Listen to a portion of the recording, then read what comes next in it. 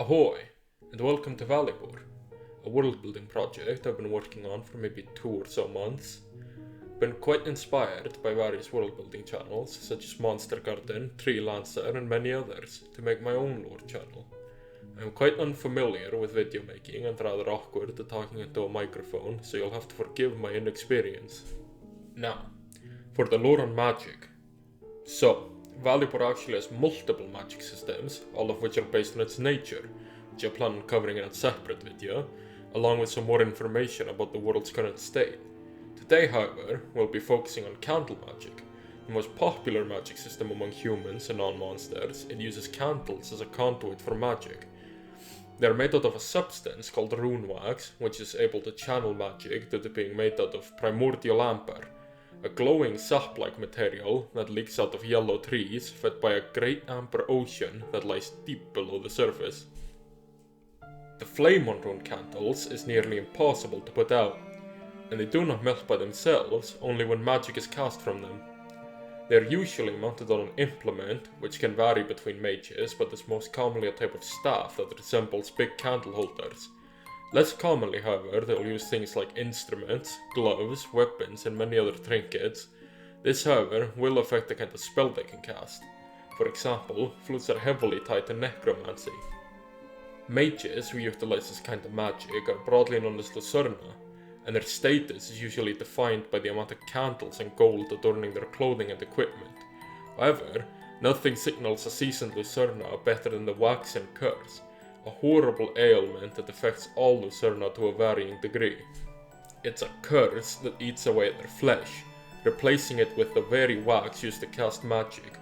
Their bones give way to amber and their blood becomes sap, as their bodies become indistinguishable from their equipment. So the best way to spot a Lucerna is elaborate spires of candles rising from their bodies, wax leaking from every part of the face as fingers fuse together. Low magic use will see mild symptoms, such as a few candles growing from the skin, certain parts of the body becoming leaky as it just barely starts to turn into wax. High magic use, however, will see greater symptoms, like skeletal deformation, massive parts of the body growing into candles, burning wax seeping from the eyes and face, as the entire body starts becoming pure wax. However, to get to the worst stage, one must go further. When a mage is afflicted with this curse, it comes with some benefits, like being able to cast magic using your flesh due to it being made out of candles. But it will eat away at your body, so if you abuse this, you'll become something known as a cinder lich, as your wax body gets covered in a permanent layer of ash and your glowing amber bones start poking through the surface of your skin. Cinder liches get an unquenchable appetite for rune candles, and will stop at nothing to obtain them.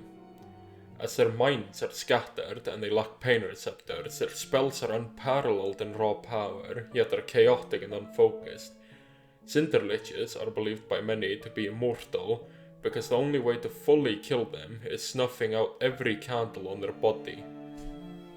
The spread of this curse can be slowed, as it's caused by excess power from the candles filtering into the Lucerna's body. With more concentration, more of this power can be redirected into the spell. As such, Lucerna must at all times keep a clear and concentrated mind. Various metals and minerals can also help absorb certain amounts of excess power, such as gold, brass, and jade.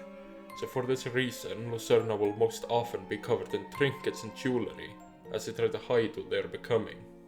So, that's a basic overview of the magic system I've made for my project. I will go more in depth with it as it evolves, as so far this magic system has only been in the works for 3 or so days maybe. This video has been quite an experiment for me, as I am not well versed in video making, and this is my first ever video. Regardless, I hope you enjoyed the first step into the lore of ValleyBoar. Okay, so, leave now.